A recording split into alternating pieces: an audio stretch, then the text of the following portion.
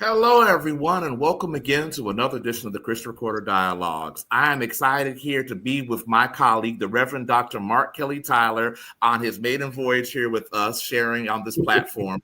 We have an exciting discussion today with you, a very timely discussion as we commemorate the 39th President of the United States, Reverend President James Earl Carter. As of note, we also have a special article that was written by Clarence White that you'll be seeing in the February recorder. So we want you to look out for that. But again, thank you for being with us at this time. We're excited for the discussion. And colleague, Dr. Tyler, please take it away. Thank you so very much to the editor of the Christian Recorder, John Thomas. We want to thank you and want to thank your team for putting this on for us and allowing this format to be available to the Office of the Historiographer.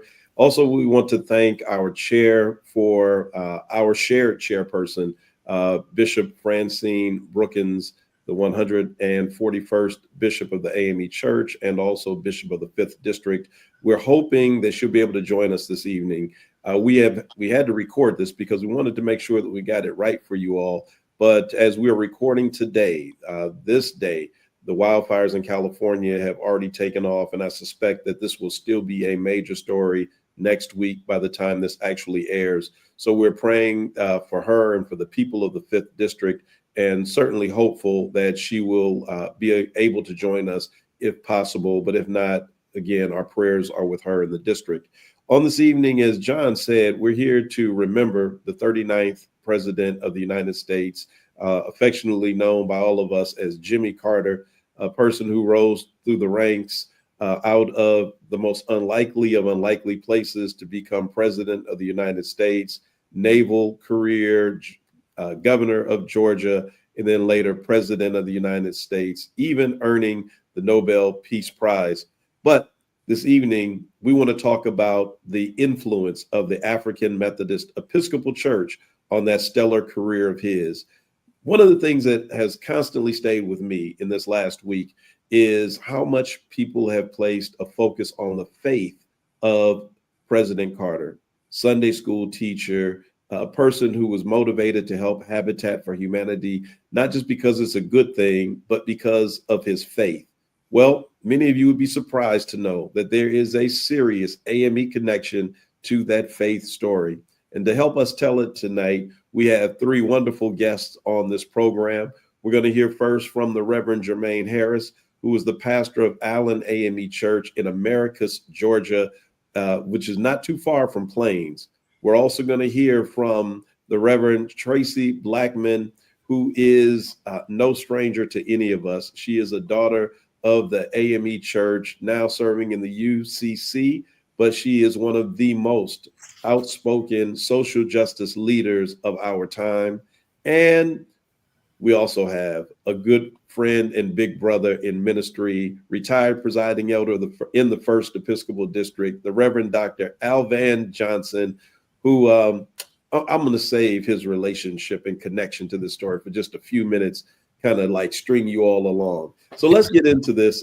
First of all, Reverend Harris, who is a native himself of Stewart County, Georgia, attended Fort Valley State and Georgia Southwestern State University. He loves AME history. We're gonna dub you an associate historiographer of the AME Church down in Southwest Georgia for all the work you've been doing. Now get this, folks. He invited me to preach in Americus, which has its own powerful history, a couple of months ago. And one of the things he kept saying to me is, it's near where President Carter grew up, and it's got all this history. I want to take you to the cemetery. I want to show you all of this stuff. And the first person I thought about when I heard the sad news of the passing of the president was Reverend Harris. And I picked up the phone and reached out to him. So Reverend Harris, welcome to the Christian Recorder live in the Office of the Historiographer. Come on, talk to us about the area where you serve, where President Carter grew up, Archery, Georgia. Just give us an idea and a description of how close these places are and where they are. Kind of use Atlanta as the kind of the compass of the North Star for all of us folk who don't know anything about Georgia other than Atlanta. Okay. Thank you, Dr. Tyler. We are grateful for this opportunity just to spread the history of the area of the Southwest Georgia Conference. Atlanta is maybe 2.5 hours from Sumter County, which is the county seat is Americus, Georgia. Also, Plains is about 9 miles west, southwest of, west of Americas. And then Archery is maybe about 3 miles to your west of Plains. The connections there in Southwest Georgia Conference for Sumter County, we have Bishop John Bright, who is was born there in Americus, Georgia, Campbell Chapel AME Church. Many others who came through, and with President Carter, we have seen the relationship, and as you will hear a bit later, how the AME Church connects to President Carter. So that's kind of a brief overview of where we are located in Southwest Georgia, 2.5 hours south of Atlanta, maybe in between Columbus and Albany. Albany, Georgia is 31 miles south of Americas, and Columbus, Georgia is 60 miles, and then Macon, Georgia is 70 miles kind of northeast of Americas, and Plains and Archery. So one of the persons, thank you for that overview, Reverend Harris. One of the persons that Clarence White was going to talk about, we couldn't get him on, but as John mentioned, we have his article. It'll be in the Christian Recorder. He's Morehouse grad. He grew up in Ellaville. He did. But one of the people he talked about was his former pastor, Reverend Raven, who is now, I believe, 98 years old, and was a very close friend of I'm like John now, Reverend Carter.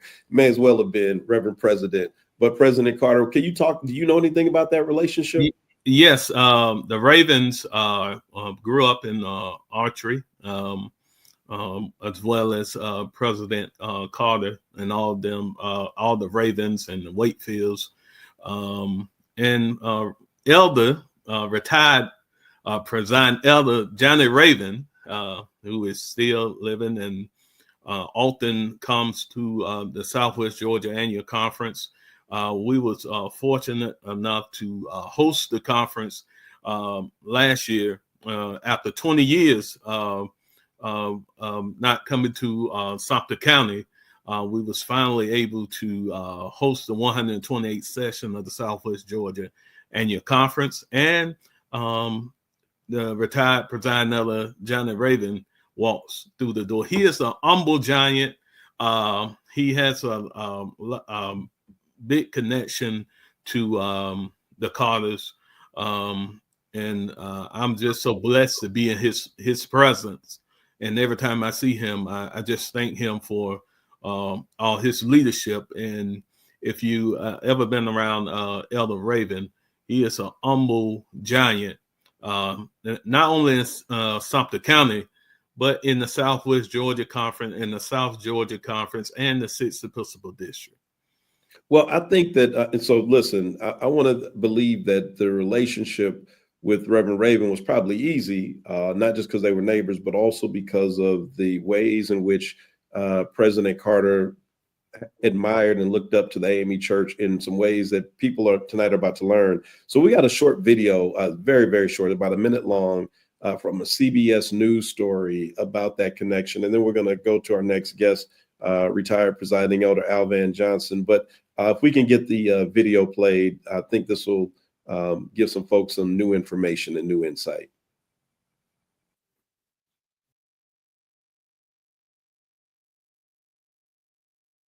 Jimmy Carter recruited Tony Loudon to come to his hometown church. Loudon answered the call, and the two formed a special bond. How tough is this time for you? Not only have I been able to be his pastor, but it's tough for me because he's also my friend.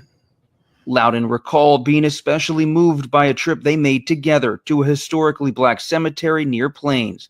The A's are pushing his wheelchair, and he's in the sun, the hot sun, pointing out that headstone right there is Bishop William Decker Johnson, African-American AME bishop who introduced me to Christ. Like, here's a father and son who the father served in World War I and the son served in World War II. This cemetery where African-Americans have spilled blood and built Georgia and fought for this nation. You know, some in today's politics will call that being woke, but he was aware. And in recent weeks, Loudon told us he's been visiting with the former president, who shared this advice for him and all of us. Don't get weary. Don't be afraid. Don't give up. Because this is a great nation.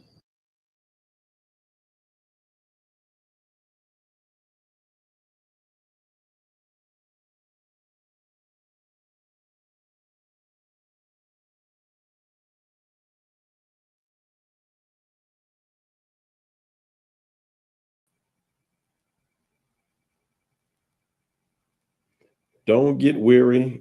Don't give up. All right. So now, who is Bishop William Decker Johnson, you might ask? For those of you who skipped out on AME history, I'll tell you who he was. He's the grandfather of our next guest, the Reverend Dr. Al Van Johnson, retired presiding elder up here in the 1st District, where it's mighty cold on today. Reverend Johnson, I think you might, I hope you're not muted, but let me just ask you, looking at that video, hearing that preacher and seeing your grandfather's tombstone, just talk to us about this moment right here. We're going to talk about other things, but just how are you feeling right now? I feel honored. First off, let me say, Reverend Dr. Tyler, thank you for including me in this session. And it's just how amazing things come together, because William Decker Johnson's son, William Decker Jr., was the editor of the AME Review, the Christian AME Review.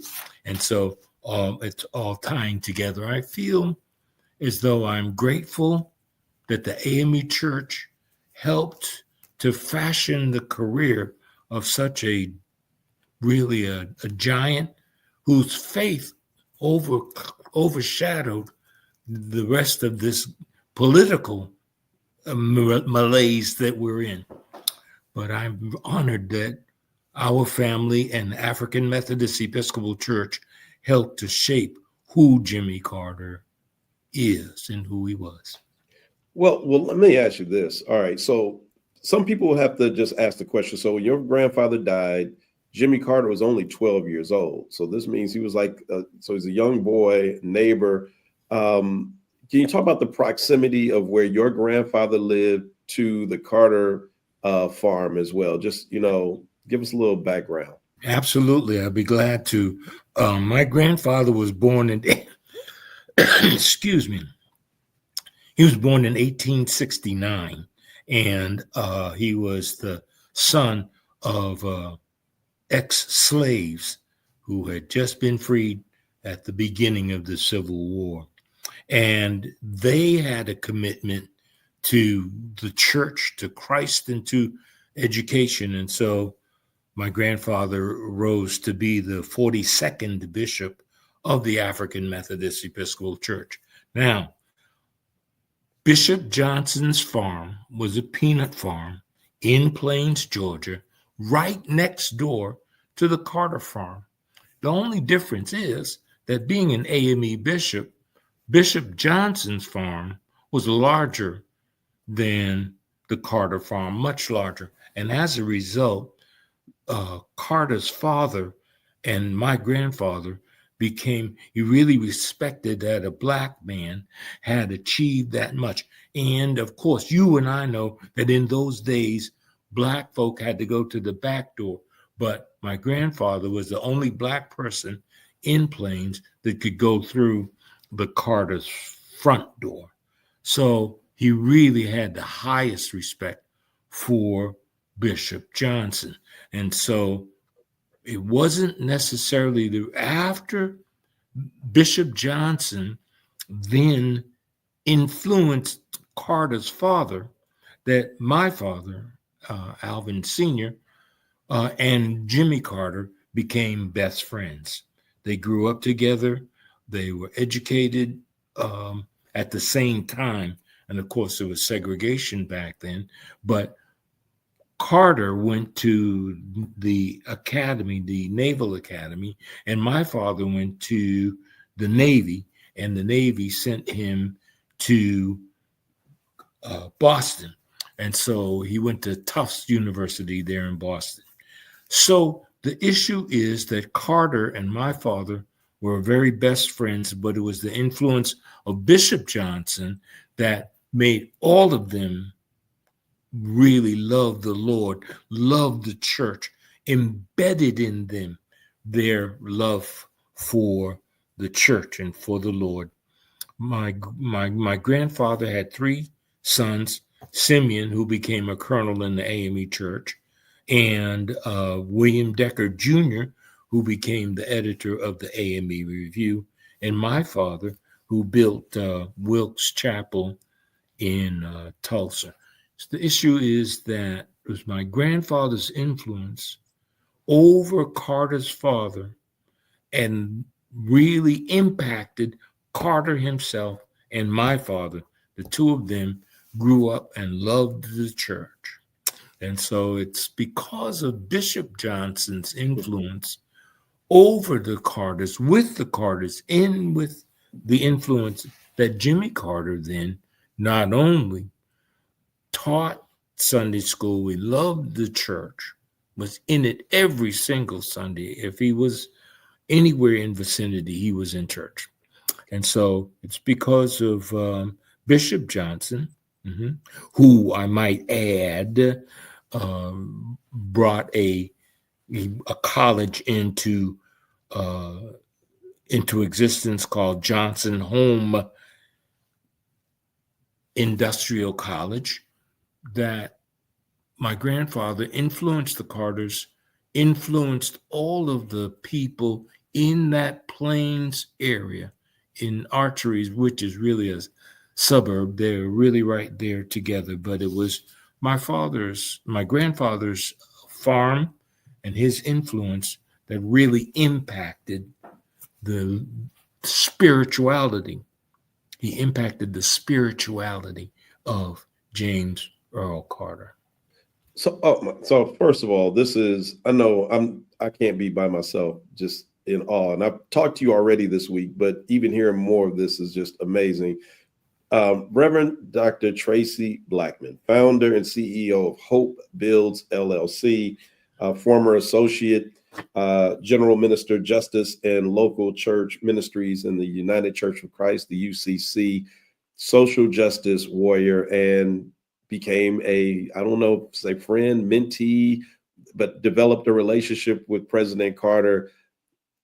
You're hearing this now, Dr. Blackman.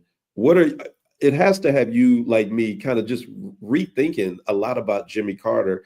Can you talk to this? Because you're a daughter of the AME Church. You know our social justice stance. You know all of that. Yeah, how is this landing with you?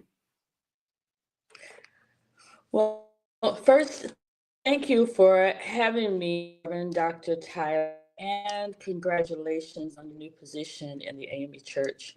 I'm listening to this story, just fascinated, and realizing that it makes a lot of things make sense. I'm here in DC for the funeral of President Carter, and today I spent time with some people that were chosen by him and his family to have a private viewing in the rotunda today, where his body lays in repose. And in those conversations, it was a couple of things happened, and I will tie them into what we're talking about. One was to stand in the rotunda with this group of people and realize that everyone standing, it was about a dozen of us, that everyone standing there were people who spent their lives helping and serving others. it was really a statement to who he is and what mattered to him, that he wanted to be surrounded, even in his passing, by people who saw the need to help others as a way to be the best person that you could be. And so when I listened to that kind of ethos, which wasn't just something that he talked about, it was something that President Carter embodied. He is a president who I believe could have had a second term, but wasn't willing to compromise his integrity to do so. He's a person whose faith was first and foremost for him. He built over thousands of homes for Habitat Humanity. And in his post presidency life, he did even greater things for global peace and global health. He won the Nobel Peace Prize for his interventions with Israel and Egypt, and his global international peace work is why he won that Peace Prize. And so to listen to this story, this sense and allegiance to liberation and seeing all people. I was talking to one of his staff today who worked very closely with him on women's rights, and she revealed that in his latter days, he focused primarily in African countries. We don't talk about that a lot, but he brought a wisdom and great respect and great love for the people of the mother continent into conversation, whether he flew them to the Carter Center or whether he went where they were. And that was fascinating to me because he's 100 years old. I didn't think that he would have grown up with any inclinations such as that. And hearing this story makes it make sense because his roots are found in those that he wanted to later have an impact in the betterment of their lives and the seeing of their value and their brilliance. So I'm just in awe of hearing this story, to tell you the truth. So first of all, thank you for taking time out on today to be with us, because we know that they're probably pulling you every which way there in DC. So Dr. Blackman, I was listening today to his acceptance speech when he was elected governor in 1970 of Georgia, and he went on this riff about we have to end bigotry and hatred and racial hatred. I mean, he just went on this long kind of thing.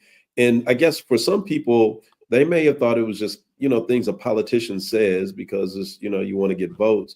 But hearing it after hearing this story the last few days, it spoke to me like, I'm wondering, he must have been thinking and like picturing people that he knew personally as he's talking about this story. Do you kind of see like, his faith? How did it play into how he understood race and, moving this country forward, especially given the current attacks on everything from DEI to anything that looks like it is an attempt to be fair and right the wrongs of the past? I absolutely see that. And to hear Reverend Dr. Johnson talk about his grandfather and their farm being right next door to the Carter farm and being the larger farm, and them having authentic relationship there. We all know that relationship is what changes the world. It's not rhetoric, it's not law, it's relationships. When you meet people that contradict the things that you've been told about them, then it changes you forever. And hearing this story just makes me love Jimmy Carter more, but also recognize, it helps me to recognize the power, the strong power of what the AME Church has been doing in loud and quiet ways for a very long time. You're talking when Reverend Johnson said how old his grandfather was. I'm like, I was born in 1963, and he said 1865. That was so many years ago, right? That he was already making a difference in the lives of Black people, and obviously in the lives of white people too, because he knew that his grandfather must have known that we all need each other. And those examples of love and those examples of acceptance and doing things the right way, I am sure, 100% sure, influenced Jimmy Carter, who chose his faith over everything else. Wow, that's amazing. As I was thinking, Reverend Harris, kind of bring you in here, that, and Reverend Black, you just touched right on it, right? So Jimmy Carter's born in 1924. So you have Bishop William Decker Johnson, who was the son of enslaved people. So from his life, he goes back deep into the 1800s with people who influenced and touched him.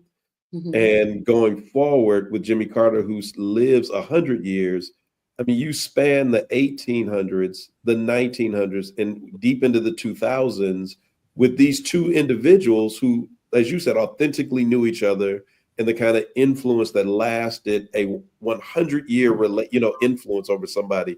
Reverend Harris, how are people in Americus, Georgia, Archery, Plains, Ellaville, in that area, how are they kind of remembering this moment and thinking about it? They are just overjoyed by, President Carter in Sumter County is he is a figure that will live on forever. We are just blessed to have just been in his presence for as people who are talking, church members, community, the Habitat for Humanity, which is located in Americas. They are just, everyone just have nothing but good things to say about President Carter. If you would go back, he went to Georgia Southwestern his first year, and then he went on to the Navy Academy. But the people are, just blessed to, and they are overjoyed by the fact that he never lost a sense of where he is from, and that's very important to the community as well. He always made certain that he recognized Plains and Sumter County in the area of Southwest Georgia as his home. He did not leave, and once he retired and came back to Plains and would teach Sunday school every Sunday when he was able, and people from all over came to his Sunday school class. So the people of Sumter County, they are just thankful and grateful for his contribution, that he brought a light to the community of Sumter County, and they got something to be proud of. Well, listen, speaking of being proud, I think is, AMEs, and as, a person who came out of the AME tradition, it gives us a renewed sense. We I'm often still an AME, Mark. You can claim me. All right, well, I claim you. I don't want you UCC people running me down in the street. You trying to take Tracy Blackman from us. Yeah. But this is for anybody. I mean, I don't know how you feel, but we get so many bad news stories that we often forget to lift up these important stories. And I mean, I would imagine there are thousands of stories like these. It just gives me such a sense of hope. And as a preacher, I'll tell you that, like, sometimes you think maybe you don't see the crowd that you want, and you kind of wonder about your influence. Like, could Bishop William Decker Johnson think in the 1920s, talking to this little white kid next door and talking to him about Christ, that it could have such a huge influence that he's talking to a future president who will have a world platform? It's mind-boggling to me. Reverend Johnson, how does your family hold this story? I mean, what do you all think about it just as a family? Like, this is incredible. It is incredible. I want to thank goodness for my sister, who has done incredible amounts of research on Bishop Johnson. But the main thing that really impacts us is that with so much hatred in the world and so many people taught to hate each other simply because of melanin in their skin and other fictitious ideas, because there's no such thing as race. However, the Carters overcame that hatred, and it can be overcome and influence people on to greatness. And so we're very proud of the fact that Bishop Johnson and his influence over Jimmy Carter and my own father, the projected them into greatness. And so and I think it's ironic because Jimmy Carter became a submarine. He was a genius at nuclear weaponry, and my father helped to build the submarines that Carter captained. So it's just very, very interesting that our family, our heritage, and the African Methodist Episcopal Church helped to overcome racial hatred and project people into greatness, such as Jimmy Carter. Oh, that's a great word. Thank you for that message. All right, let me give also Reverend Harris and then Reverend Blackman a closing word as well. Reverend Harris, anything you want to anything that just kind of hits you in this moment? Well, I'm just grateful to be a part of this history. The AME Church has really had a major influence in Sumter County. So many great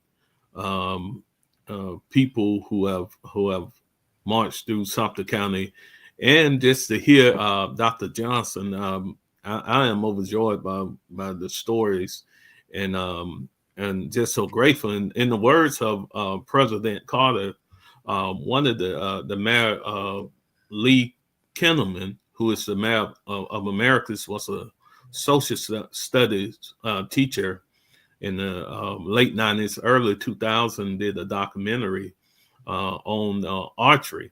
And one of the things that he interviewed President Carter at that time, and President Carter talked about how his father would take them to St. Mark AME Church and archery. And when Bishop Johnson came home, and he was just fascinated over the fact that, Bishop Johnson was such an intelligent preacher, but also he said he could relate to the sharecroppers as well, so he could talk the slang and kind of bring everything together and bridge everything. He can walk with kings, but he also can have the common touch for those who may have not been educated at the time, and made them feel a part as well. And that's is coming from President Carter in an interview he did over 25 years ago. And I'm just so grateful that I can share that story also. And I'm just overjoyed just to be in the presence of Bishop Johnson's grandson. And just grateful to hear all the stories. And I would like to hear much more from him as well. Wonderful, wonderful. So, Dr. Blackman, last words. I know, just how are you feeling? What are you thinking?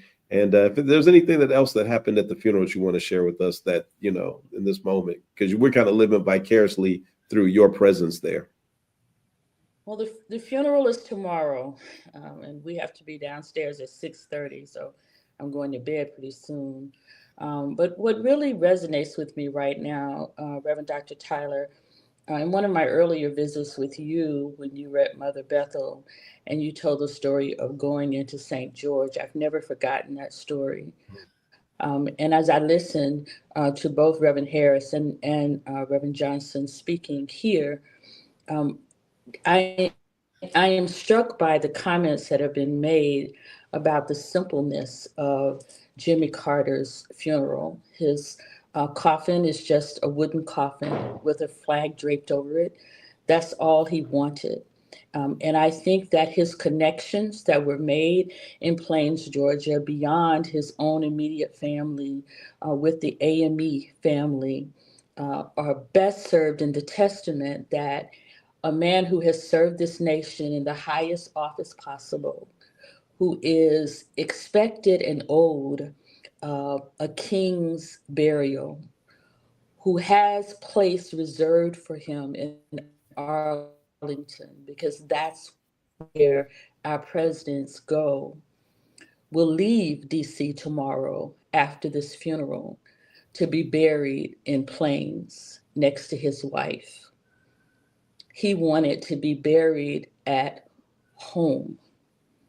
And as this inauguration approaches, one that he did all he could do to have a different outcome, one where he voted for Kamala Harris, publicly stating so.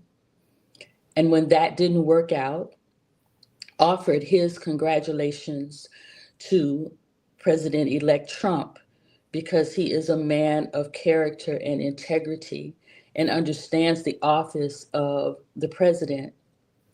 As that looms and he has transitioned to another place, I know it's pretty petty of me, but I think he has the last word, in that the flag of the United States will fly at half mast for 30 days because the president, Jimmy Carter, has died, which means that it will be at half mast when the next inauguration comes. And the fact that he is leaving here and going back to Plains, Georgia, for me, is his way of saying, under the shadow of the civil rights movement, where in Memphis, Dr. King would have been marching with sanitation workers who say, "I am a man." It is Jimmy Carter's way of saying, "I am only a man." And I'm grateful for the impact that the AME Church had on him recognizing the humanity of all.